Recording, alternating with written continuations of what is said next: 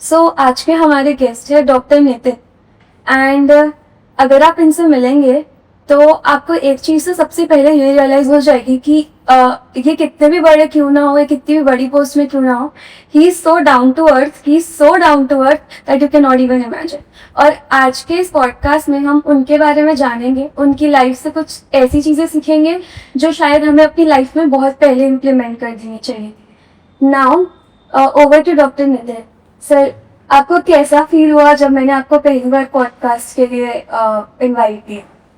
Unexpected था। इसलिए unexpected था कि जो अभी आपने बोला ना कि ये बहुत बड़े हैं, वही मेरे लिए अनएक्सपेक्टेड है। अच्छा। वास्तव में डाउन टू अर्थ ही हूँ। हाँ। पहले भी डाउन टू अर्थ था, अभी भी डाउन टू अर्थ था। और एक अपेक्षा से देखो ना, एक व्यू से, तो मेरे को खुद को समझ नहीं आ रहा है कि आपने मेरे में क्या देखा जो मेरे को याद नहीं आ रहा है।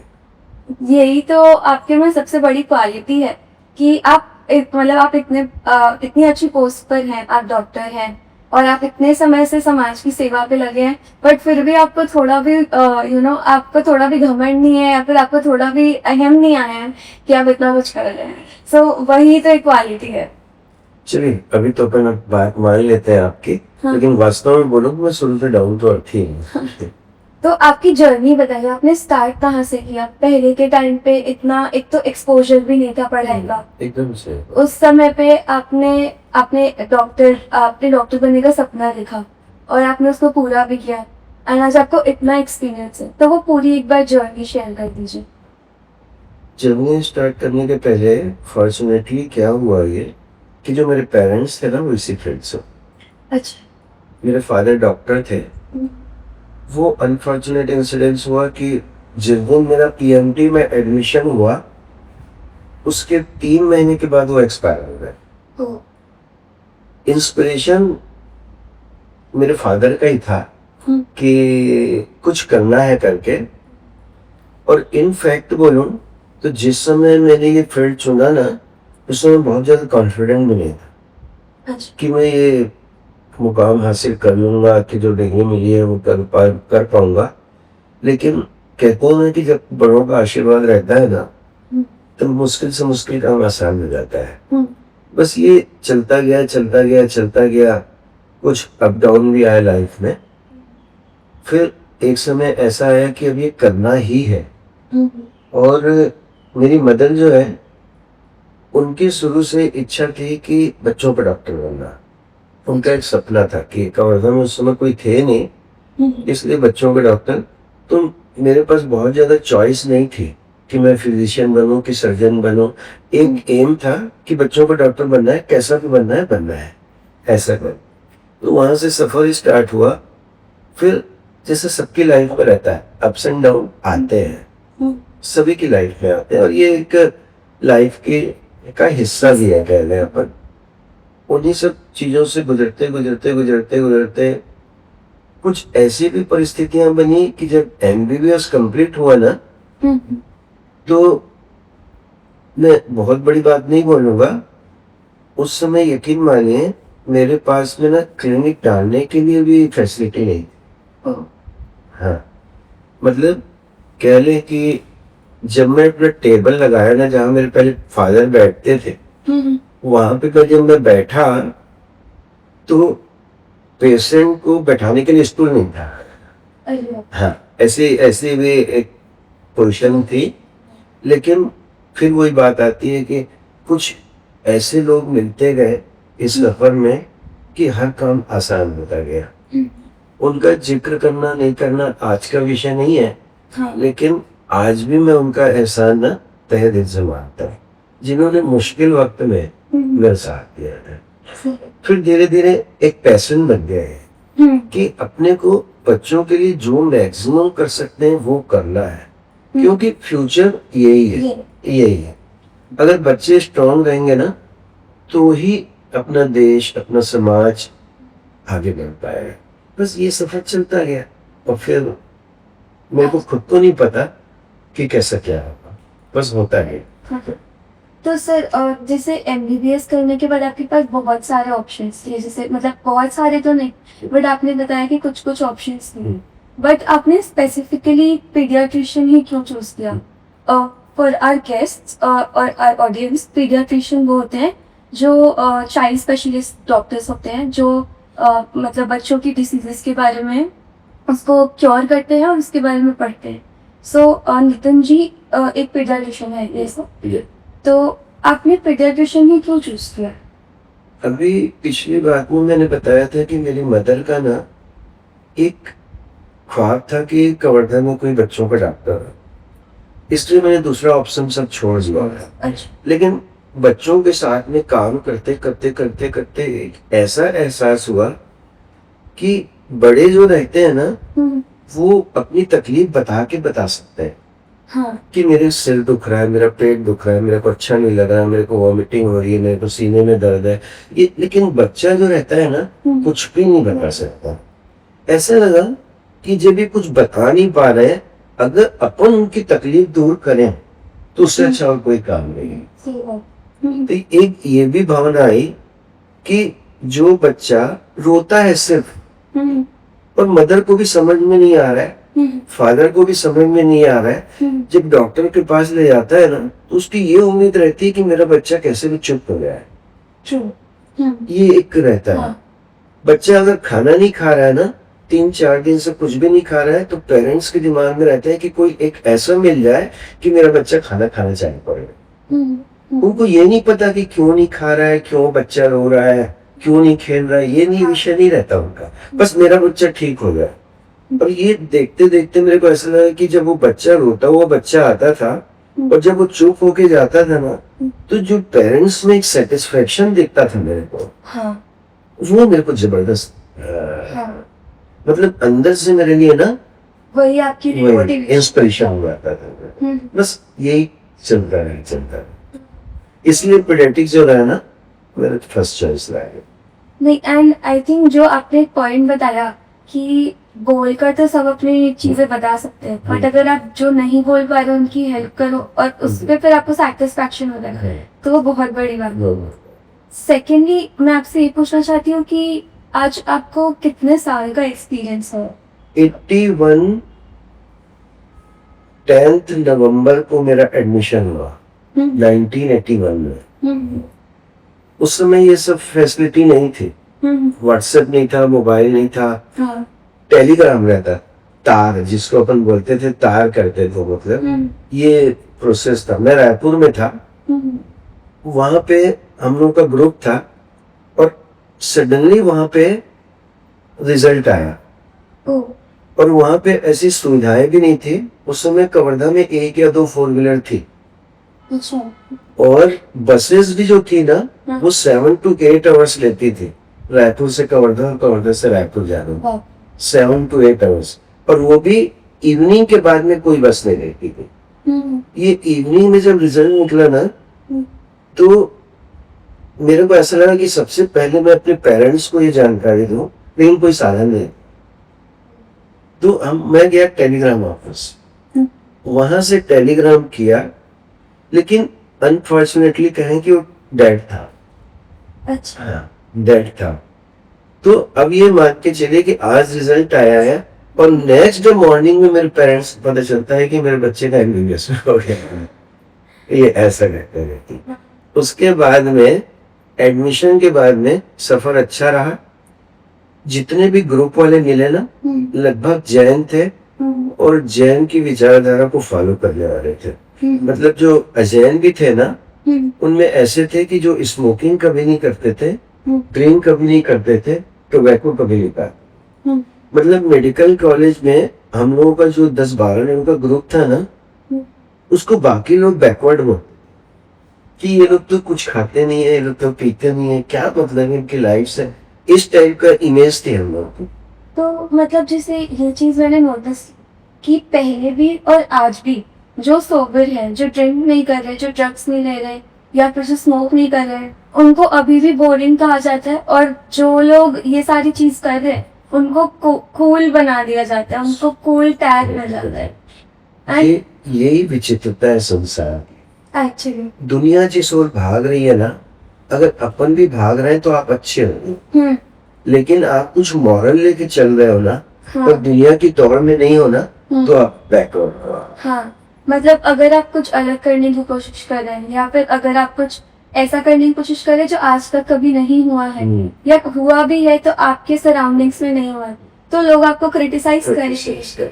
वो तो मतलब एक नियम ही हो गया। एंड आपको उस चीज से फिर मतलब आपको या तो उन सारी चीजों को इग्नोर करना पड़ेगा, शटर बटन दबाना पड़ेगा, और अगर आप नहीं कर पाए तो फिर आप वहीं पे फंस के उसी चीजों में रह जाएंगे।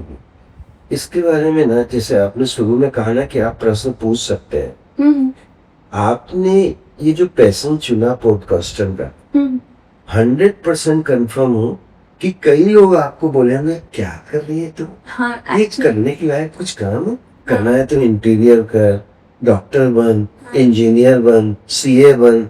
ये कहाँ तो ये चक्कर में पड़ गई, इससे क्या मिलेगा तेरे को? कोई मतलब नहीं, इधर उधर दौड़ेगी। 100% कॉन्फिडेंट हूँ कि आपको बोलेंगे, true, लेकिन हाँ, आपने क्या किया? नहीं शट कर दिया सब कुछ। बस वही प्रोसेस। अगर आगे बढ़ना है तो आपको इग्नोर करना ही होगा। सही बात है। इवन नाउ जब मतलब मैंने ये भी देखा है कि जैसे पहले और अब के एमबीबीएस में काफी फर्क आ चुका है। पहले लोग, आई डोंट थिंक कि नीट इतना हार्ड होता होगा पहले पीएमटी की एग्जाम के हिसाब में, एंड अभी आप जो ये ट्रेंड देख रहे हैं नीट का इतना हार्ड होते जा रहा है, कभी पेपर लीक्स, कभी ये कभी वो।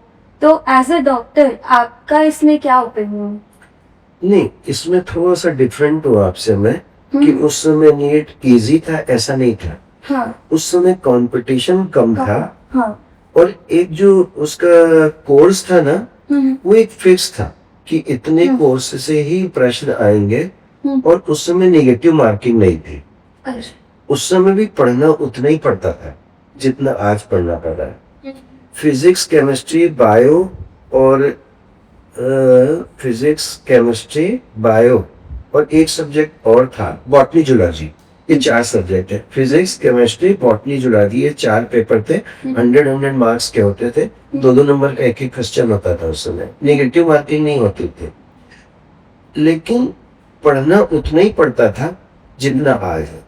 बस ये फर्क आ गया, उस समय 10,000 लोगों के बीच कंपटीशन था, आज 10 लाख लोगों के बीच में कंपटीशन है। अपने को वो थोड़ा सा डिफिकल्ट लग रहा है कि 10 लाख लोगों के बीच में मेरे को क्रॉस करना है, और उस समय 10,000 के बीच में क्रॉस करना था। बस यही डिफरेंस आया है। लेकिन मेरे को नहीं लगता कि उस समय के मेहनत में और अभी के मेहनत में कोई डिफरेंस आया हो सकता है मेहनत में भी डिफरेंस ना हो, क्योंकि ऑफ कोर्स सिलेबस तो उतना ही रहेगा और पढ़ना तो ही पड़ेगा। बट अगेन आजकल के बच्चे मतलब नीट को लेकर, जेडब्ल्यू, ये सारे कॉम्पिटिटिव एग्जाम्स को लेकर बच्चे इतना ज्यादा डर जाते हैं दैट सुसाइड केसेस इतने ज्यादा बढ़ चुके हैं अभी। तो एक कहीं ना कहीं वो प्रेशर एग्जाम पे बिल्ड हो जाता है कि शायद एग्जाम इतना हार्ड है या इतना स्ट्रेस नहीं हो पा रहा है कोप अप। क्योंकि मतलब पहले के आई डोंट नो ज्यादा, बट पहले के जमाने में आई थिंक कि शायद सुसाइड रेट्स भी बिकॉज ऑफ कंपेरेटिव एग्जाम्स वगैरह कम हो गए। एकदम सही बोला। मेरे को तो इसमें जो कारण समझ में आता है ना, बच्चों का स्ट्रेस का, उसके लिए पेरेंट्स जवाबदार है। अच्छा, पेरेंट्स इस मामले में जवाबदार है। मैं आपको एक इंसिडेंट बताऊं। एक बच्चे का 99% आया, उसके पेरेंट्स इतने हैप्पी हुए कि उन्होंने फोन कर दिए, लड्डू बांटने, पार्टी देने चालू कर दिया। लेकिन जैसे ही उनको पता चला कि उनके पड़ोसी के बच्चे का 100% आया है, वो सैड हो गए।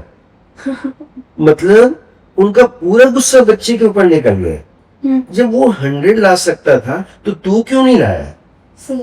अब वो जो बच्चा था जो 99 लेके आया है, अब उसमें हैप्पी नहीं है कि मेरा 99 आ गया। अब वो इसलिए दुखी है कि मेरा 100 क्यों नहीं आया।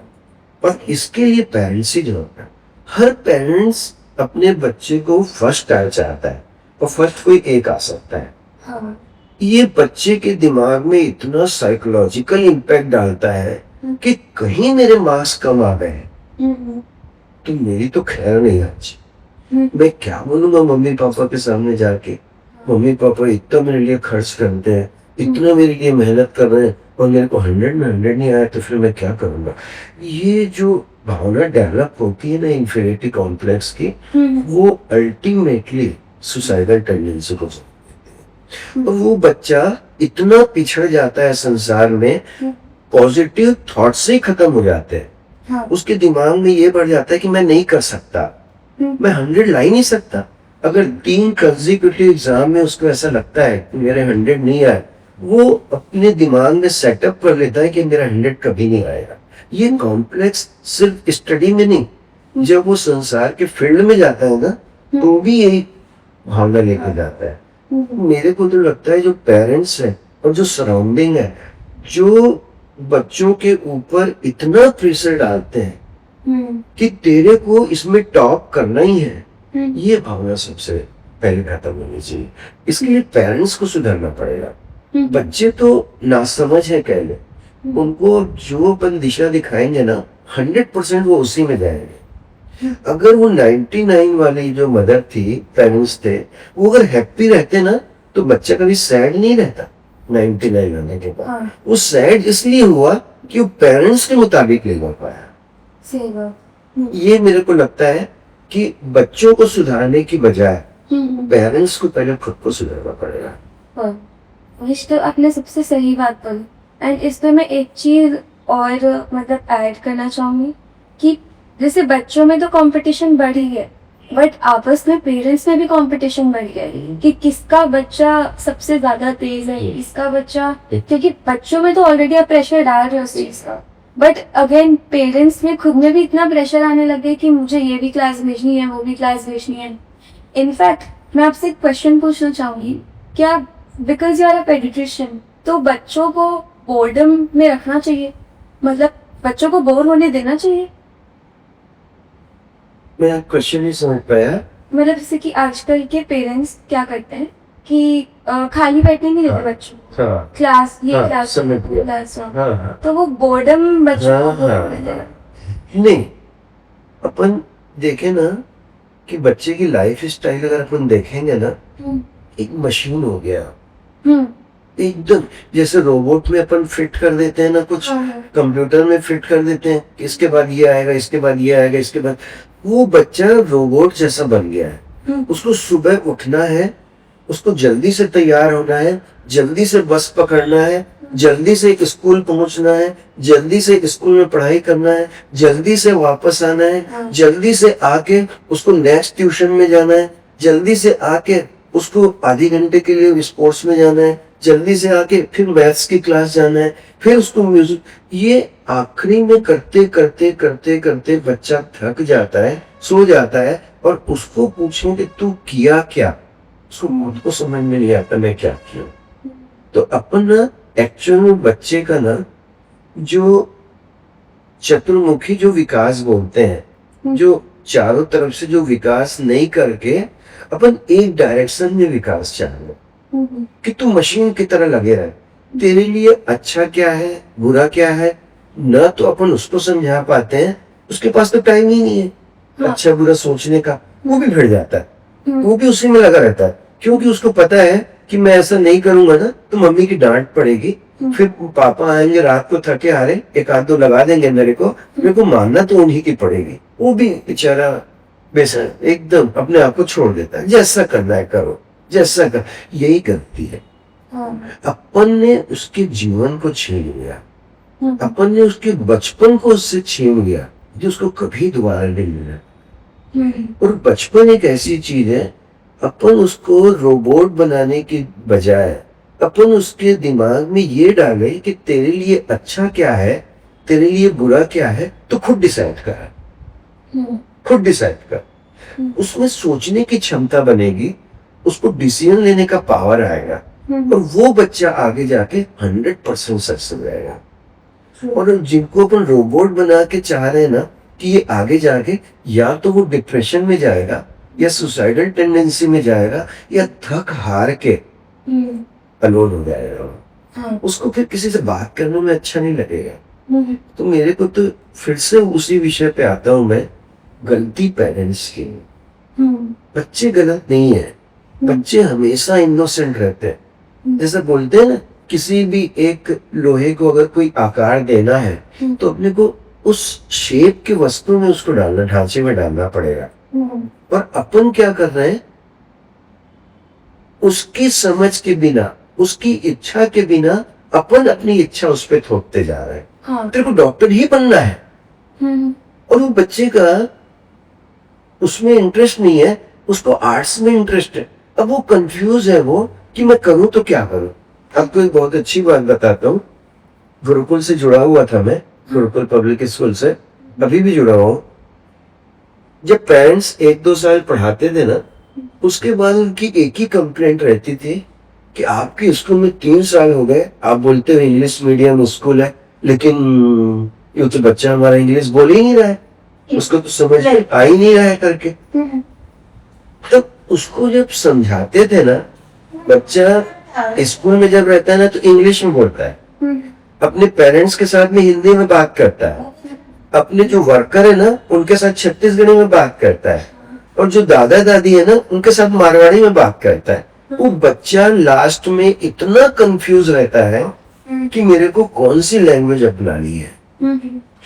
तो आगे इसी विषय में कंटिन्यू करते हैं। जब बच्चे का माइंड डेवलप हो रहा है, जब बच्चे एकदम अर्ली स्टेज में है और अभी मतलब इस पीरियड में हमें क्या ऐसी ऐसी चीजें होती है जो बच्चों के हेल्दी डेवलपमेंट के लिए करनी चाहिए, मतलब कुछ न्यूट्रिशन से रिलेटेड भी या फिर कुछ ऐसा जिनकी लाइफस्टाइल चेंजेस में परिवर्तन है। ये क्वेश्चन जो है ना इतना अच्छा है कि अपन उसको बहुत कम शब्दों में नहीं कर पाएंगे। उसके लिए ना अपने को गर्व से चालू करना पड़ेगा। हाँ, एक बार आप थोड़ा थोड़ा बिट कर हाँ, सकते हैं। जैनिज्म में देखे ना अपन, गर्भ संस्कार नाम की एक चीज रहती है। हाँ, अपन ने कभी सुना था कि अभिमन्यु ने जब वो माता के गर्भ में था ना, तब उसको ज्ञान हो गया था कि मेरे को चक्रव्यूह के अंदर कैसे घुसना है। हाँ, तो अपन उसी से चालू करें। और अपने जैन सिद्धांत में भी आता है, परमात्मा महावीर ने जब गर्भ में थे ना, तब उनको पता चल गया था कि मेरी माता को दुख और सुख किसमें मिलता है। तो अपने को तो शुरुआत गर्भ से करना। जैसे ही बच्चा गर्भ में आया, अब वो माता पिता और सराउंडिंग्स की एक रिस्पॉन्सिबिलिटी हो जाती है। ऐसा कोई काम नहीं करना जो अनैतिक हो, ऐसा कोई काम नहीं करना जिसकी परमिशन अपने जिन शासन में लेंगे। ये अपने को ध्यान में रखना। इसके लिए सबसे अच्छा गर्भ संस्कार का एक प्रोग्राम चलता है मुनि भगवंतों के द्वारा, उसमें पार्टिसिपेट करना। वो ये समझाते हैं कि बच्चे को गर्भ से संस्कार कैसे देना। माँ जैसा सोचेगी ना, बच्चा वैसे ही सोचेगा। माँ जैसा खाएगी ना, फ्यूचर में बच्चा वैसा ही खाएगा। माँ जैसा वर्क करेगी ना, बच्चा वैसा ही वर्क करेगा बड़ा होने के बाद में। तो अपने को तो संस्कार वहां से चालू करना। और फिर जब बच्चा पैदा होने के बाद में जब थोड़ी सी समझ आती है, अपने को सबसे इम्पोर्टेंट चीज जो मेरे को आज के टाइम में लैगिंग दिख रहा है, पेरेंट्स का बच्चों को टाइम नहीं देता। सबसे इम्पोर्टेंट इशू है। वर्किंग पैटर्न हो गया है, हस्बैंड वाइफ दोनों वर्क में जा रहे हैं, आया बच्चे को संभाल रही है। वो बच्चा जो वास्तव में जिसको संस्कार मिलने चाहिए पेरेंट्स से, वो लॉस में रहता है बच्चा। हाँ, वो वही सीख पाता है जो आया सिखाती है। और 100% मैं कॉन्फिडेंट हूँ कि माँ बाप जो अपने बच्चे को अच्छे संस्कार दे सकते हैं, वो केयर टेकर कभी नहीं दे सकता। एक तो वहीं से गलती चालू है। जितना ज्यादा हो सके अपन बच्चों को टाइम दें, अपन अपना टाइम काटे। व्हाट्सएप में जितना टाइम अपन लगा रहे हैं, उसका 20% भी अपन काट लेंगे ना, कि बच्चों को भरपूर टाइम। टीवी देखने में, किटी पार्टी में, अननेसेसरी के वर्क में जितना अपन टाइम लगा रहे हैं ना, उसका 50% भी अगर अपने बच्चों को दे दे, अपने बच्चों को समझाने की जरूरत नहीं पड़ेगी, तू ये कर वो मत कर। 100% कॉन्फिडेंट हूँ, जो पेरेंट्स अपने बच्चों को टाइम देते हैं, उनका बच्चा गलत राह पे जाए पॉसिबल ही नहीं। बच्चा अगर गलत राह में जा रहा है, उसकी गलत सोच है पेरेंट्स की ओर, आपको ऐसा लगेगा कि हर चीज आप पेरेंट्स के ऊपर डालते जा रहे हैं, लेकिन वास्तविकता देखें ना अपन, बच्चों के डेवलपमेंट में जितनी उसकी खुद की भूमिका है उतनी ही भूमिका पेरेंट्स की और सराउंडिंग की है। एक बच्चे को जब शुरू से संस्कार मिलते हैं ना, जब वो देखता है कि मेरे मम्मी पापा मेरे दादा दादी के रोज चरण स्पर्श करते हैं, उसको बोलना नहीं पड़ता कि तू चरण, वो अपने आप सीख जाता है। जब कोई बच्चा देखता है ना कि उसकी मम्मी दिन भर मोबाइल में लगी रहती है, उसको कोई मना नहीं कर सकता कि तू मोबाइल मत चला, क्योंकि अपन जो कर रहे हैं ना बच्चा वही देख के सीखता है। अपने को सुधारना पड़ेगा, बच्चे अपने आप सुधर रहे हैं। अब जैसे इस एज में एक ये भी प्रॉब्लम होती है कि एक तो हम प्रेजर्वेटिव्स वाला खाना खाते हैं और प्रोसेस्ड फूड बहुत ज्यादा आ गए, घर का खाना बच्चों को पसंद नहीं है, बाहर का खाना खाते हैं। एंड कोविड के बाद से इम्यूनिटी सिस्टम भी इतना वीक हो गया है कि तुरंत मौसम बदलता है बच्चों को सर्दी जुकाम स्टार्ट हो जाए।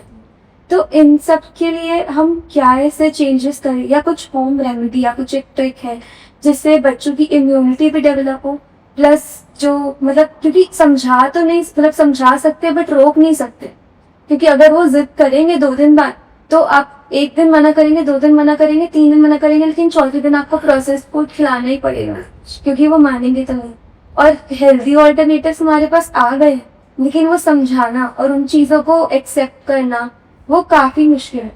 तो उस चीज़ के लिए कि हम कैसे बच्चों की इम्यूनिटी बढ़ाएं और कैसे उनके लाइफस्टाइल में ऐसे चेंजेस धीरे धीरे करके लाएं कि उनको ये मतलब बाहर की चीज़ें और प्रोसेस्ड फूड भी है, तो वो सबसे हम कैसे धीरे धीरे रुकवा सकते हो। ये जो क्वेश्चन है ना, आज के परिवेश में $1 बिलियन क्वेश्चन है। हाँ, हाँ।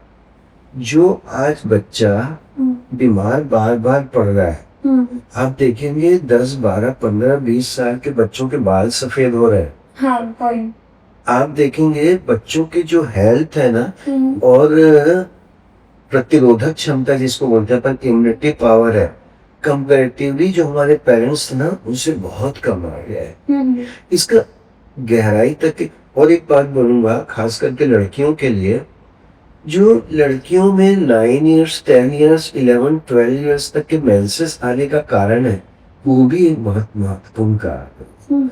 जो अपन देखते हैं छोटा छोटा बच्चा आजकल बोलता है पेट दुख रहा है, मेरे हाथ पैर दुख रहे हैं, मालिश कराता है जाके। ये सबके पीछे कारण ये न्यूट्रिशन उसका।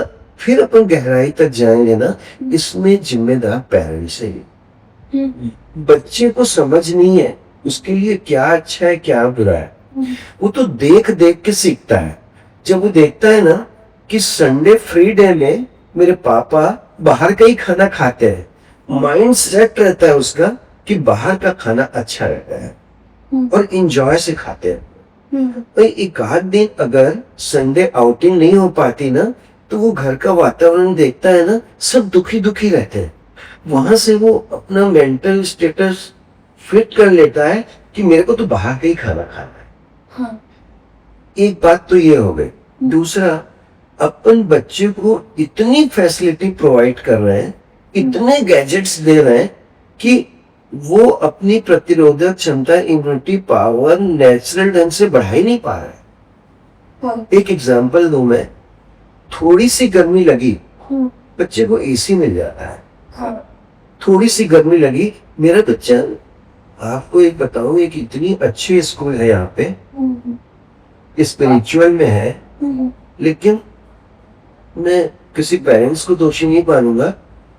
वहां पे पेरेंट्स ने मिलके ये प्रेशराइज किया कि आप हर रूम में एसी लगा, हमारा बच्चा बिना एसी के रह नहीं सकता। आप कैसे उम्मीद करोगे कि वो बच्चा बाहर निकलने के बाद में जो प्रतिकूल परिस्थितियां मिलेगी अपने हेल्थ को सही रख पाएगा?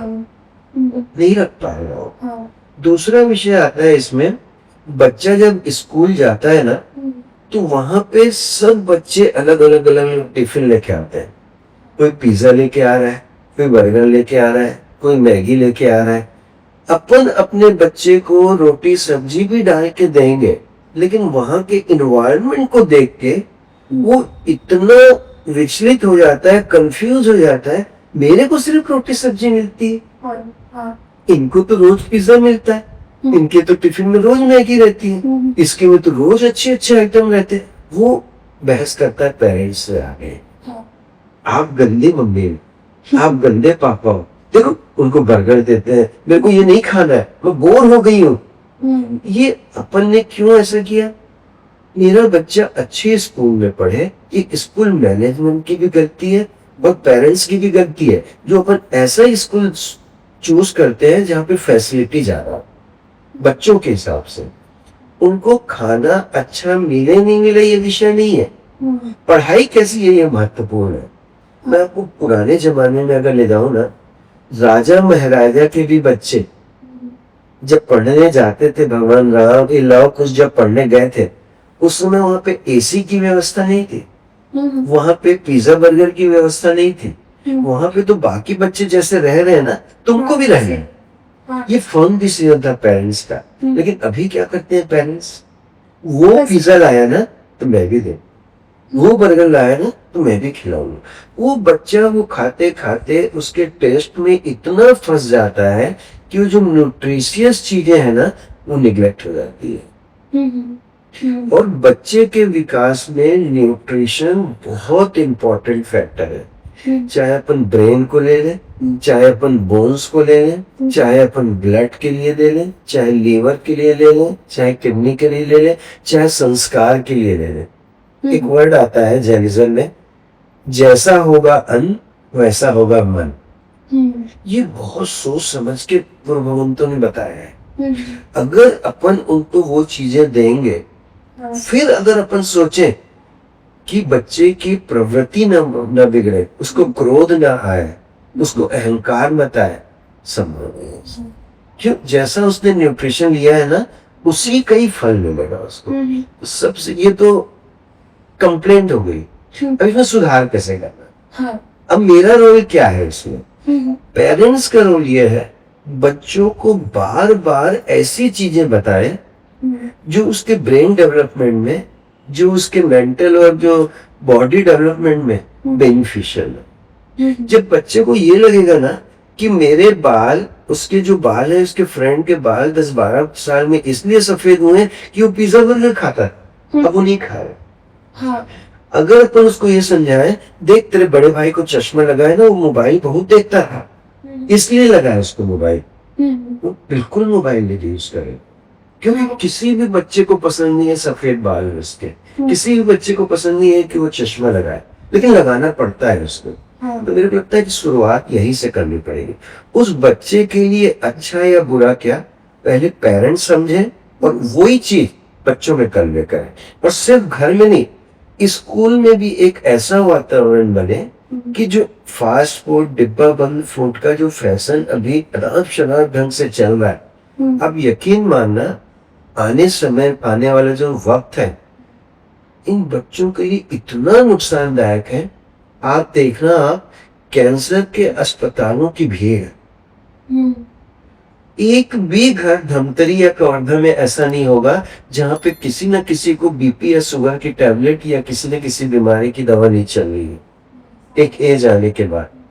चाहे तो मम्मी को चल रही होगी या दादा को चल रही होगी, तो एक भी घर अछूता नहीं है। और जितनी भी मेडिसिन है ना, मैं डॉक्टर हूँ, एलोपैथी डॉक्टर हूँ, लेकिन फिर भी बोल रहा हूँ ये अल्टीमेटली नुकसान करती है डायरेक्टली या इनडायरेक्ट।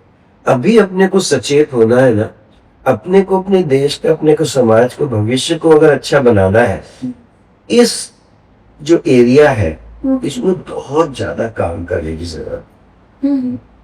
एक दूसरे को भी समझना पड़ेगा। जो किटी पार्टी का प्रचलन आया है ना कि उसमें अलग अलग डिश बनाना, अपन जब ब्रेड बनाने की विधि देखेंगे ना, ब्रेड को छूने से भी कतराएगा। जिस प्रोसेस से बनती है ना, वो पैरों से जैसे खूंद के उसको बनाया जाता है, जो बना रहा है उसके पसीने भी उसी में गिर रहे हैं और उसी को अपन टेस्ट लेके खाते हैं। पार्ले बिस्किट बनाने की प्रोसेस अगर एक बार अपन समझ लिए, वो पार्ले से अपन कोसों दूर हो गए। पिज्जा बर्गर जो होटलों में बनता है उसके तेल को भी अगर अपन देख लेंगे ना, उनके कुकिंग में उसमें चले जाएंगे किचन में, दूसरी बार अपन उस रेस्टोरेंट में पैर नहीं रख सकते हैं। ऑल्सो जो आपने पार्ले जी बोला, मतलब not taking a specific name किसी ब्रांड का, लेकिन जितने भी चॉकलेट्स हैं, बिस्किट्स हैं, होता क्या है, पेरेंट्स को लगता है कि चॉकलेट के कारण बच्चे, मतलब बच्चों का दांत सड़ रहे हैं या फिर चॉकलेट खराब है बच्चों के लिए।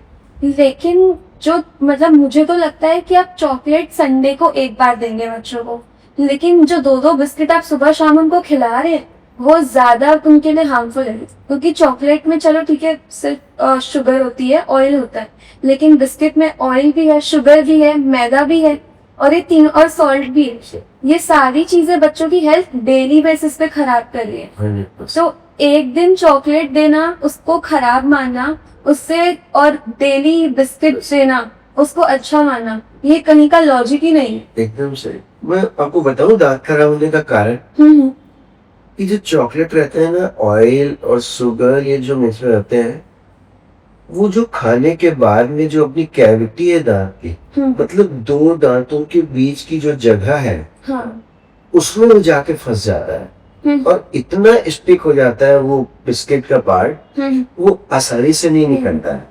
अब ये मानो कि बच्चा अगर ब्रश रात में नहीं कर रहा है, मंजन नहीं कर रहा है, तो जो सुबह का खाया हुआ बिस्किट है ना, वो उसके दांत के बीच में फंसा हुआ है ना? वहां पे उसको पोषण भी मिल रहा है लार के द्वारा, एंजाइम भी मिल रहा है उसको। हाँ, अब वो रात भर वो दांत के बीच में पड़ा पड़ा क्या होता है, सड़ जाता है। जब वो सड़ जाता है बिस्किट का पार्ट, तो वहां पे बैक्टीरिया पनप जाते हैं। वो जो बैक्टीरिया रहते हैं ना, एक्चुअल में वो हार्मफुल रहते हैं, कैविटीज जो बोलते हैं अपन। तो ये जो बिस्किट है, ये चॉकलेट है, चिंगम है, जितनी भी चीजें है, वो अगर दांत के बीच में फंस गया एक बार, आप कैविटी से अलग नहीं हो सकते हैं। अगर बच्चे की आदत अगर पड़ी गई है, मान के चले दूर की बात कि वो नहीं रह पा रहा है, तो पेरेंट्स का कर्तव्य है कि रात में सोने के पहले एक एक दांत की सफाई अच्छे से करें। मैं 100% हूँ, इतना टाइम किसी पेरेंट्स के पास नहीं। क्यों? क्योंकि रात में आने के बाद में पापा को न्यूज देखना है, मम्मी को सीरियल देखना है, वो झंझट में ही रात निकल जाती है। बच्चा बेचारा देखता रहता है, अब मेरे दांत साफ होंगे, अब मेरे दांत साफ होंगे, वो क्या फिर मैं बोलूंगा पेरेंट्स ठीक है। नहीं, पॉइंट तो है, क्योंकि बच्चे को तो पता ही नहीं है क्या क्या उनको तो टेस्ट से मतलब है। उनको तो ऐसा लगता है कि मोमोज वो खा रहा है ना, तो मेरे को भी खाना है। बस वही, उसी में पूरी दुनिया दौड़ रही है। ऑल्सो एक चीज मैं आपसे ये पूछना चाहूंगी एज ए डॉक्टर, मतलब मैंने मुझे जितना पता है, तो शुगर, सॉल्ट और मैदा, ये तीनों चीजें हमें नहीं ही लेनी चाहिए। बट जैसे हमारे घर पे मैं शुगर बिल्कुल नहीं लेती, तो मेरे पेरेंट्स और मेरे जितने बड़े लोग हैं घर में, वो ये बोलते हैं कि थोड़ा शुगर खाना चाहिए, शुगर चलता है, शुगर लेना ही चाहिए, मतलब थोड़ा तो लेना ही चाहिए, ज्यादा मत लो। तो एज अ डॉक्टर आपका क्या ओपिनियन है कि शुगर खाना चाहिए या शुगर के दूसरे फॉर्म्स लेने चाहिए, या मतलब शुगर क्या इफेक्ट्स लाता है बॉडी? एकदम सही क्वेश्चन है ये। अपन देखें, कोई भी चीज जब एक्स्ट्रा लिमिट में जाती है ना, तब हार्मफुल रहती है। मोबाइल अगर कोई बच्चा 24 घंटे में 5-6 मिनट देख रहा है ना, हार्मफुल नहीं रहेगा। कोई अगर 5 घंटे देख रहा है ना, वही मोबाइल हार्मफुल है। साल्ट की जहां तक बात है ना, अपनी बॉडी को एडल्ट स्टेज में आने के बाद every day 1 to 2 gram salt must है। बॉडी के डाइजेस्टिव सिस्टम को चलाने के लिए, ब्लड सर्कुलेशन को मेंटेन करने के लिए, एक्सक्रीटरी सिस्टम को मेंटेन करने के लिए साल्ट मस्ट है। वैसे ही शुगर मतलब कार्बोहाइड्रेट, कार्बोहाइड्रेट का प्यूरिफाइड फॉर्म होता है। अपनी बॉडी को कितनी कैलोरी चाहिए वो 3 से डिसाइड होती है, कार्बोहाइड्रेट, फैट और प्रोटीन से। कितनी कैलोरी, हर का परसेंटेज है। वो उस विषय पे नहीं जाके, वो गहरा विषय हो जाएगा। अपन ये देखें कि एक लेबर को एक दिन में 1500 से 2000 कैलोरी की जरूरत है, उसको अपनी कैलोरी उस ढंग से सेट करनी चाहिए। बच्चे को 600 से 800 बीच की कैलोरी चाहिए, तो अपने को उस ढंग से सेट करना। अब अगर 600, 500, 600 कैलोरी मेरे को चाहिए, तो मेरे को थोड़ा सा कार्बोहाइड्रेट भी होना, फैट भी होना, प्रोटीन भी होना, साल्ट भी होना, ये मस्ट है डाइट में। इसलिए तुम ये तो नहीं बोल सकते कि साल्ट और शुगर खाना ही नहीं चाहिए। ये जो पेरेंट्स ने कहा ना कि थोड़ी सी आवश्यकता है, उनका अनुभव हो रहा है। हाँ। अपने को उनकी बात माननी चाहिए, हाँ, लेकिन एक्सेस में नहीं हो।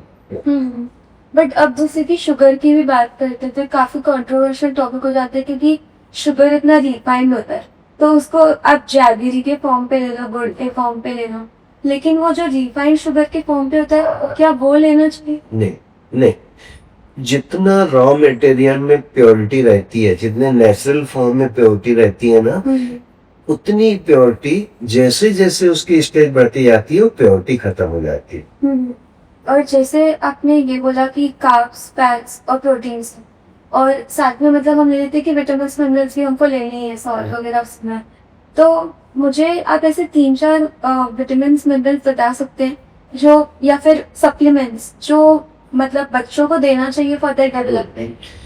अभी पीडियाट्रिक के हिसाब से जब बच्चा न्यू बॉर्न होता है ना, जिस समय पैदा होता है, उस समय रिकमेंडेड है कि विटामिन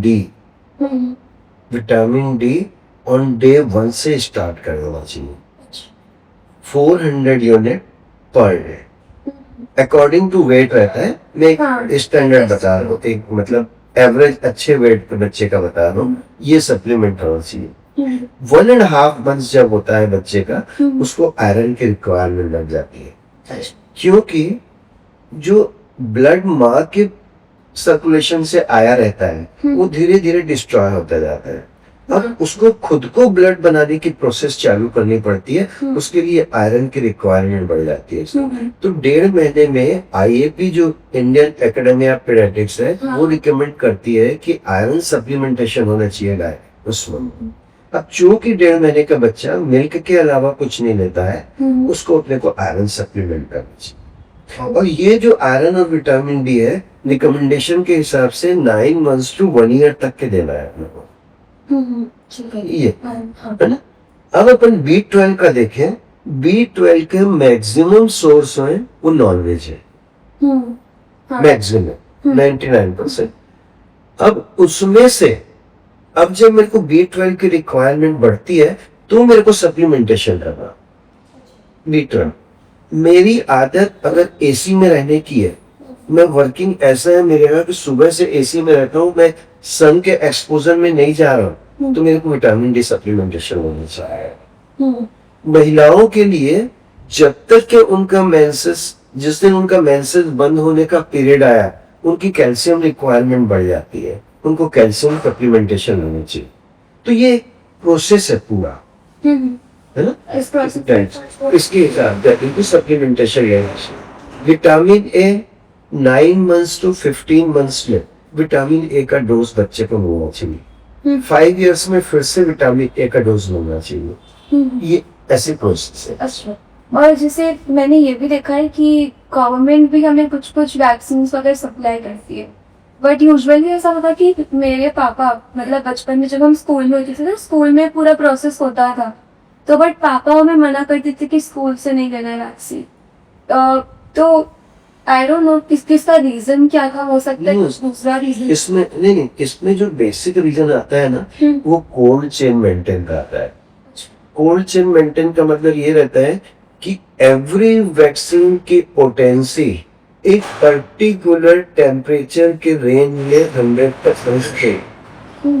अब वैक्सीन बना है दिल्ली में, वहां से आया रायपुर, उस कोल्ड चेन को मेंटेन करने के लिए उसके पर्टिकुलर बॉक्स रहते हैं, है ना। अब वो रायपुर से आया कवर्धा, रायपुर से कवर्धा इस समर के वेदर में आया, जब 45-40 डिग्री चल रहा है टेम्परेचर।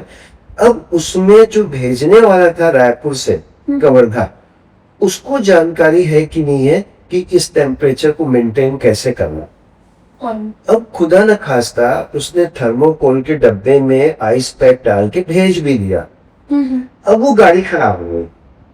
हाँ। अब वो थर्मोकोल के डब्बे में एक बार में 5 से 6 घंटे तक के उसकी कैपेसिटी है। अब वो गाड़ी खराब हो गई है, गाड़ी घूमते घूमते आई। अब हम 10 आवर्स के बाद पहुंची स्कूल में। अब जो उसकी पोटेंसी थी वो 100% जो है ना कम रहेगी।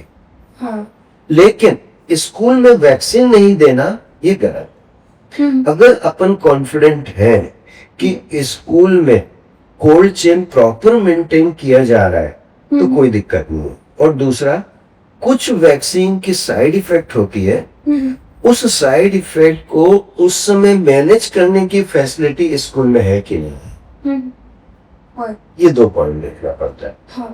अगर कोल्ड चेन मेंटेन है प्रॉपर तो वैक्सीन में कोई दिक्कत नहीं।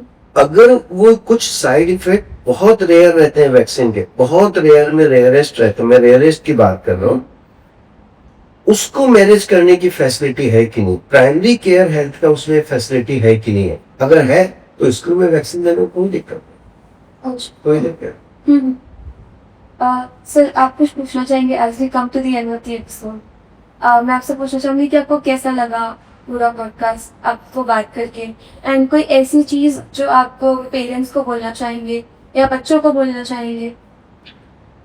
ऑब्वियसली अच्छा लगा, क्योंकि आपके जैसे एंकर से बात हो रही है तो ये तो 100% अच्छा ही लगना है। Thanks. और क्वेश्चन भी जो है ना टू द पॉइंट है, जो आज की रिक्वायरमेंट के हिसाब से है, इसलिए और अच्छा लगा। अब वो पेरेंट्स को मेरा बोलना बहुत ज्यादा महत्वपूर्ण नहीं रहेगा, पेरेंट्स को खुद को समझना पड़ेगा कि उनके बच्चों के लिए अच्छा क्या बुरा क्या है। मैं अगर बोल रहा हूँ कि मोबाइल नहीं चलाना है तुमको, बच्चों को मैं सिखा रहा हूँ और मैं खुद मोबाइल चला रहा हूँ, तो मेरा अधिकार ही नहीं है कि मैं बच्चों को बोल सकूं कि मोबाइल मत यूज करो। मैं खुद बाहर की चीजें खा रहा हूँ और बच्चों को मना कर रहा हूँ कि तेरे को ये नहीं खाना चाहिए, ये नहीं खाना चाहिए। मेरा तो बार बार मैं बोल रहा हूँ, मेरे को खुद को सुधरना पड़ेगा, बच्चे अपने आप सुधरेंगे। क्यों? क्योंकि बच्चे इनोसेंट, वो जो देखेंगे वो ही सीखेंगे। आपको एक बात बताऊं, गुरु भगवान के पास जैनिज्म की बात कर रहा हूँ, मैक्सिमम पेरेंट्स अपने बच्चों को लेके जाते हैं, महाराज साहब बोलते हैं लोग कि मतलब बहुत ज्यादा मोबाइल यूज करता है, इसको आप मना करो, पचकान दिलाओ, आप सौगन दिला दो, आप समझ रहे हो, ऑडियंस समझ रहे नहीं पता मेरे को, है ना। वो जो गुरु भगवान थे ना, वो पेरेंट्स को बोलते हैं पहले आप पचकान ले लो, बच्चों का पचकान अपने आप हो जाएगा। मैं कैसे लूंगी?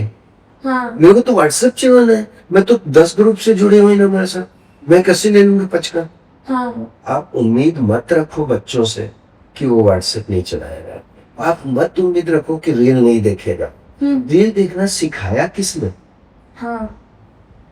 आजकल तो होता है ना कि बच्चे खाना नहीं खाते तो पेरेंट्स ऐसे फोन पकड़ा देते।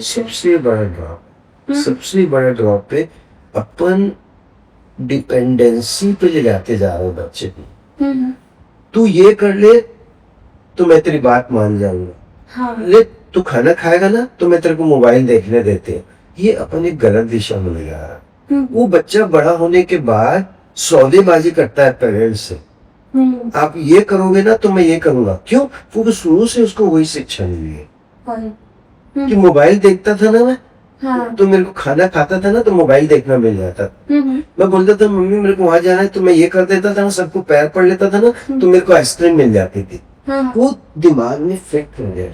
इनफैक्ट इन सब चीजों की, जैसे आपने वापस से बोला, again I am also coming to the same point कि गलती पेरेंट्स की यहाँ पे होती है कि जैसे अब मेरी मासी के बच्चे हैं, उनको मेरी मम्मा से सब काफी डरते हैं बच्चे छोटे, तो मम्मा के साथ बैठ के बच्चे चुपचाप से बिना फोन के खा लेते हैं, मम्मा उनको बात कर करके खिला देती हैं, अलग अलग कहानियां बता देती है तो खा लेते हैं। बट फिर मासी लोग को काम होते तो कभी कभी सोचता है कि छोड़ना, इतना कौन करेगा, 1 घंटा इनके पीछे, मासियां फोन पकड़ा देती हैं। तो ये चीज तुरंत हो जाती है कि बच्चे वैसे भी इन्वायरमेंट में ढल रहे थे और ऐसे भी इन्वायरमेंट में तो ढल ही जाएंगे। तो वो at the end of the day parents का चॉइस होता है कि आपके लिए क्या ज्यादा इम्पोर्टेंट है। अगर आप ये देख रहे हो कि मतलब, क्योंकि अभी तो बच्चे जो देख रहे हैं हमको ये भी नहीं पता क्या देख रहे हैं। आजकल तुरंत बोलो यूट्यूब खोल लेते हैं, पासवर्ड लगा लेते हैं, पासवर्ड खोल लेते हैं। तो ये सारी चीजें बच्चों को सिखाया किस? At the end of the day बच्चे माँ बाप को ही कॉपी करते हैं, क्योंकि माँ बाप में उनके मॉडल होते हैं। तो आप जैसा माँ बाप करेंगे at the end of the day बच्चे वैसा ही करेंगे। मैंने यहाँ पे मेरे को जो आपकी पहली लाइन थी ना वो नहीं चली कि बच्चे डरते हैं पेरेंट्स। अच्छा। ये कभी नहीं होना चाहिए, हाँ। कभी भी नहीं होना चाहिए। पेरेंट्स और बच्चों के बीच में ऐसा फ्रेंडली रिलेशन रहना चाहिए। जब जब बच्चा डरेगा पेरेंट्स से, तब तक वो अकेले में रहेगा, गलत करेगा। क्यों? क्योंकि उसके पास डर नहीं है। और जब जब वो पेरेंट्स के साथ फ्रेंडली रहेगा ना, तो वो कभी गलती नहीं करेगा। अगर उससे कुछ गलती हो भी जाएगी ना, तो पेरेंट्स को बताएगा जाके। और अगर गलती कर दिया है उसने, गलती से भी गलती हो गई है उससे जब पेरेंट्स नहीं थे, वो पेरेंट्स के सामने जाके बोलने की हिम्मत नहीं करेगा, क्योंकि डरता है। फिर मेरे को डांट पड़ेगी, फिर मेरे को मार पड़ेगी, फिर मम्मी का चालू हो जाएगा, ऐसा नहीं करना, वैसा नहीं करना, ऐसा कर देगी वैसा। फिर 2-4 पढ़ भी जाते हैं। हाँ। ये बच्चे के मन में एक साइकोलॉजिकल डिप्रेशन हो जाता है। वो डरता है अपनी बात बताने से मम्मी से, पेरेंट्स से। तो सबसे पहले ना, कभी डरा के नहीं रखना बच्चों। बच्चों के साथ में एक एज के बाद में फ्रेंड जैसे, एकदम फ्रेंड। जब बोलते हैं ना, एक कहावत है, जब बच्चे के और बाप का पैर के जूते का साइज एक हो जाता है, तब उसको फ्रेंड बना लेना चाहिए। हाँ। एक स्टेज के बाद में अगर बच्चा बड़ा हो गया ना, कभी डरा के नहीं रखना, और शुरू में भी नहीं डराना। हाँ। जो शुरू में अपन डराते हैं ना, तू ऐसा करेगा तो मैं तो ऐसा कर दूंगी, ये वर्ड नहीं आने चाहिए पेरेंट्स के। शुरू से पेरेंट्स और बच्चे में ऐसा कॉन्फिडेंस वाला रिलेशन डेवलप हो जाए कि मेरे मम्मी पापा जो बोलेंगे मेरे अच्छे के लिए रहेगा। ये बॉन्डिंग डेवलप होनी चाहिए बजाय डर वाला। ये जब बॉन्डिंग डेवलप होगी ना, वो बच्चा गलत कर ही नहीं सकता। अपने को डांटने की जरूरत ही नहीं पड़ेगी, क्योंकि उसको पता है कि मेरी मम्मी जो है ना, मेरी वेल विशर है। हाँ। और बच्चे इस वजह से फ्रेंड्स की तरफ ज्यादा अट्रैक्ट होते हैं कि फ्रेंड्स समझते, फ्रेंड्स उसके बाद मानते हैं। तो ये सबसे बड़ा कंसेप्ट जो मेरे को लगता है कि बच्चों को कभी डराना नहीं। उसके ड्रॉबैक जो है ना, निगेटिविटी डेवलप होती है। जब वो सुन सुन के रोज डांट खा खा के थक जाता है ना, और जब उसकी भावनाएं उबाल में आती है, तो इतना क्रोध आता है उसको, इतना क्रोध आता है कि वो घर से भागने की भी सोच लेता है। हाँ। और सुसाइडल टेंडेंसी भी डेवलप हो जाती है। मैं जो काम करता हूँ डांटते हैं, जैसा करते हैं, ये मत कर, वो मत कर, ऐसा मत कर, वो मत खा, ये मत खा, यहाँ मत जा, वहां मत जा। मैं करूँ क्या? क्या करना है ये नहीं सिखा रहे हैं, क्या नहीं करना है ये उनको बार बार। वो भूल ही जाता है मेरे को क्या करना है। वो यही जानता है कि मैं ये करूंगा ना, फट से मेरे को डांट पड़ेगी कि ये मत कर। अब वो अच्छा करना भी भूल जाता है इस चक्कर में। फिर पेरेंट्स को जरूर। लेकिन बच्चों के लिए भी एक बात बोलूंगा, एक एज होने के बाद में पेरेंट्स का जितना उपकार है उनके ऊपर, जितना उन्होंने अपने बच्चों के लिए सहा है, उसकी वैल्यू पेरेंट्स को रिस्पेक्ट देनी करनी चाहिए। इस एज के जो बच्चे हैं ना, अगर पेरेंट्स की वैल्यू नहीं करेंगे, तो ये मान के चलना कि इनका फ्यूचर ब्राइट नहीं है। कुछ भी हो पेरेंट्स, मेरे को पेरेंट्स को भगवान के रूप में ये बच्चों की भी जवाबदारी, एक समझ आने के बाद, ऐसा लगता है। नहीं, आपने दोनों बात बहुत सही बोली, for parents and for children as well. डरा के नहीं रखना, कभी हाथ उठाने का प्रयास नहीं करना, कभी तेज आवाज में बच्चों से बात नहीं करना। अगर अपना रिस्पेक्ट बना के रखना है तो फिर एक टाइम के बाद बच्चे रिस्पेक्ट करना। बिल्कुल, इनकी आदत है। हाँ। नहीं तो मैं जो करूंगी ना डांटेंगे। अपने फ्रेंड को, मेरी मम्मी की बात हो, वो बूढ़ा खड़ूस, जो मैं करता हूँ वो मना कर देता है, नहीं पूछते अपन, चल अपन घूमने चलते हैं वहां। क्या करेगी, डांटे गई ना, वैसे ही डांट खाता हूँ और खा। ये भाव है। जो फ्यूचर के लिए ना हाँ, अपने बच्चों के साथ भी वैसे बिहेव करता है। हाँ। तो sir I really love this session, बहुत मजा आया, बहुत कुछ सीखने को भी मिला। एंड अब मेरा फेवरेट पार्ट स्टार्ट हो रहा है, रैपिड फायर। मैं आपसे क्वेश्चन करते जा रही हूँ एंड आपको फटफट उन क्वेश्चंस का आंसर करना है। सही हो गलत जो भी हो, नहीं। ठीक है, I will try my best. Question number 1, एक ऐसी बुक जो आप रेकमेंड करेंगे इन योर फील्ड, और any book that you recommend. मैं कौन हूँ, मनीष श्रीवास्तव। नहीं। जिस दिन मैं जान जाऊंगा हाँ। मैं कौन हूँ, हम्म, मेरी सब गलतियां खत्म हो गई। हाँ। काफी डीप है ये। मैं कौन हूँ, ये ऐसा क्वेश्चन है जिसको इसका आंसर मिल गया वो भगवान मिल जाता है। मेरे को पता ही नहीं मैं कौन हूँ। अभी इस मनुष्य भाव में आया हूं ना, मैं अपने आप को किसी का भाई, किसी का पिता, किसी का पति, किसी के कुछ बोल रहा हूँ। यहाँ से दूसरी गति में जाऊंगा, वहां किसी का नौकर बनूंगा, किसी का चपरासी बनूंगा, वहां अपना मानू। वास्तव में मैं कौन हूँ, ये अगर मेरे को पता चल गया तो कभी दुखी नहीं है। सो नेक्स्ट क्वेश्चन, आपको एक मिथ बस्ट करना है, मतलब कोई एक ऐसा जो सब सच मानते हैं लेकिन वो झूठ है ऐसा। सो ये लिस्ट है। अच्छा। मैं डॉक्टर हूँ, मैं पिता हूँ, मैं भाई हूँ, मैं इस घर का मालिक हूँ, मैं इस प्रॉपर्टी का मालिक हूँ, इसमें मैं कुछ भी नहीं, सिर्फ आत्मा के अलावा। हाँ।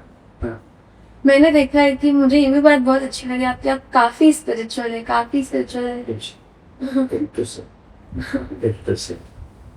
अगेन आप घमंड बिल्कुल नहीं। मेरा आंसर जो है ना स्पिरिचुअल है। हाँ। है ना, इस टाइप के क्वेश्चन में मैं मायाचारी नहीं कर सकता, हाँ। बनावटी नहीं कर सकता। हाँ। जी। एक ऐसी एडवाइस जो आप देना चाहेंगे। अपने आप को जान लो, सब चीज मिल जाएगा। बस। एक ऐसा पेरेंटिंग ट्रेंड जो आप बैन करना चाहेंगे। देखा देखी नहीं, वो ऐसा कर रहा है ना तो मेरे को भी ऐसा करना है। वो अपने बच्चे को डॉक्टर बना रहा है ना तो मेरे को भी अपने बच्चे को डॉक्टर बनाना है, ये कभी नहीं कर रहा। मेरे को अपने बच्चे के टैलेंट के हिसाब से डिसीजन उसके ऊपर चाहिए। नेक्स्ट, सबसे स्ट्रेंज क्वेश्चन, बहुत अजीब सा क्वेश्चन जो आपके पेशेंट ने आपसे पूछा होगा भी। कोई पेशेंट आता है ना तो जब बोलता है ना डॉक्टर साहब आपने मेरे को ठीक कर दिया, हाँ। मेरे को अजीब लगता है, मैं ठीक कर ही नहीं सकता। मतलब वो जो ठीक हुआ है ना अपनी योग्यता से ठीक हुआ है, वो परमात्मा की कृपा थी तो ठीक हुआ है। मैं तो एक उसका निमित्त मात्र हूँ। मुझे बड़ा अजीब लगता है कि मैं किसी को ठीक कर सकता हूँ। एंड लास्ट टाइम जब आप रोए थे, अभी बात बताऊं, जब मैं आपने पहला क्वेश्चन पूछा था ना उस समय अंदर से मैं थोड़ा सा भावुक हो गया। जब आपने मेरा पास्ट पूछा ना हाँ। तो उसी समय मैं रोया और रोज रोता हूं, रोज रोता हूँ। अच्छा। रोज इसलिए रहा हूं कि जो मेरे गुरु भगवान मेरे को समझाने का प्रयास कर रहे हैं वो मैं क्यों नहीं समझ पा रहा, इसलिए रोज रोता हूँ। एंड आपके इंस्पिरेशन आपने बताया कि आप इंस्पिरेशन संसार की अपेक्षा से देखें तो ऑब्वियसली पेरेंट्स, स्पिरिचुअल की अपेक्षा से देखें वन एंड ओनली मैनसागर जी, मनीष सागर। एक ट्रिक जिससे आप अपना टाइम मैनेज करते हैं, एक ट्रिक या टिप कोई सी जिससे आप अपना टाइम मैनेज कर पाते हैं अपने आप में रह के। अपने। ये मैंने चीज काफी नोटिस की है कि मतलब ये चीज मतलब मैंने अपने आप पे भी नोटिस की है कि जितना वक्त मैं खुद के साथ बिताती हूँ तो उससे मेरे को काफी क्लैरिटी भी आती है, प्लस आपके अंदर वो एक मैच्योरिटी भी बढ़ती है और आपको समझ में आता है आपको क्या करना है क्या नहीं। क्या करना है क्या नहीं करना है और क्या गलत किया था, हाँ, वो पास्ट का रिफ्लेक्शन हो। अपने आप में रहने में जो सुकून मिलता है ना भीड़ में नहीं है। बट एक चीज मैं आपसे ये पूछना चाहूंगी, जब हम खुद में रहते हैं तो शायद हम बाहर की दुनिया से उतना ज्यादा इंटरेक्ट नहीं करते, क्योंकि ये चीज मेरे साथ हुई the more I went closer into myself, जितना मैं खुद के साथ जुड़ी, जितना मैं खुद को समझी और पास्ट में रिफ्लेक्ट किया कि क्या गलतियाँ की, क्या गलतियाँ आगे हो सकती थी जो नहीं नहीं होंगी, या अभी मैं क्या हूँ, जितना मैंने ये सब के बारे में सोचा है उतना मैं बाहर की दुनिया से बहुत कनेक्शन कम फील करती हूँ। जबकि मतलब ऐसा कोई कोई बोलता है कि जब जितना खुद में अंदर देखेंगे, जितना खुद में खुशी ढूंढेंगे या जितना खुद के साथ सेटिस्फैक्शन मिलेगा, आपका बाहर सब आपके साथ बाहर बहुत अच्छे रिलेशंस रहेंगे वगैरह वगैरह। बट मुझे कभी कभी ऐसा लगता है, मेरे पर्सनल एक्सपीरियंस से, कि जितना मैं खुद के साथ जुड़ी हूँ मुझे बाहर देखने का मन ही नहीं करता। ये बेसिक फंडा है, भगवान बनने का जो बेसिक फंडा है ना, जब जब मैं संसार में सुख देखूंगा ना दुखी रहूंगा, जब जब मैं अपनी आत्मा को देखूंगा ना सुखी रहूंगा, जब जब मैं अपने आप से बाहर जाऊंगा संकल्प विकल्प में रहूंगा, ये करना है वो करना है, जब जब अपने आप में रहूंगा शांत रहूंगा। गुरु भगवान बोलते हैं अपने आप को सीमित कर। हाँ, जितना तू पसेरा बढ़ाएगा ना उतना ही अशांत होगा। एंड इवन आई फील कि जितने ज्यादा कनेक्शंस, उतने ज्यादा लोगों को आप जानते हैं, 100% उतना ज्यादा आपकी लाइफ में और प्रॉब्लम्स क्रिएट होते हैं। 100% जितना कम कनेक्टेड उतनी कम चीजें आप और 100%। अपन एक चीज देखें, स्पिरिचुअली है, अपने पास इतनी फैसिलिटी है, अपन सुखी हैं कि दुखी हैं। गुरु भगवान के पास कोई फैसिलिटी नहीं है, वो सुखी है कि दुखी है। जिसके पास इतना कम, अपने पास हर फैसिलिटी है फिर भी दुखी है। गुरु भगवान के पास 2 जोड़ी कपड़े हैं, सोने के लिए बिस्तर नहीं है, एसी नहीं है, मोबाइल नहीं है, किसी से बात करने का वो नहीं है, उनको बाउंडेड नहीं है, हैप्पी है कि दुखी है? खुश। अपन अपने आप को जितना सीमित करते जाएंगे ना उतनी हैप्पीनेस अंदर से आएगी। गलती क्या होती है, अपन अपना दायरा बढ़ा के सुखी होना चाहते हैं और परमात्मा बोलते हैं तू अपने आप में सिमट जाएगा तो सुखी हो। मैं गैजेट्स से सुख ढूंढना चाह रहा हूँ और परमात्मा बोलते हैं सुख तेरे में ही है। सो नेक्स्ट क्वेश्चन, एक ऐसा कोट जिसके मतलब a quote you live by, मतलब जो एक ऐसा कोट आपके लिए बहुत इम्पोर्टेंट है, या फिर आप जो सबको आप हर समय उस कोट को फॉलो करने की कोशिश करें। मुझे भगवान बनना है। And just adding one more thing, कि जैसे जैन धर्म की क्वालिटी है, मैं बोलती हूँ कि बाकी सारे धर्म शायद ये नहीं सिखाते हो कि आई एम नॉट श्योर, लेकिन बाकी सारे धर्म ये नहीं सिखाते होंगे कि आप भगवान कैसे बनेंगे। बट एक जैन धर्म ऐसा धर्म है जहाँ पे आपको ये बचपन से सिखाया जाता है कि जो महावीर स्वामी हैं, जैसे वो हैं वैसे हम सब बन सकते हैं। So that brings me to a different level, कि बिकॉज आपको डिस्क्रिमिनेशन नहीं है भगवान भक्त, आप भी उस लेवल तक पहुंच सकते हैं गिवन द फैक्ट कि आप मेहनत करें।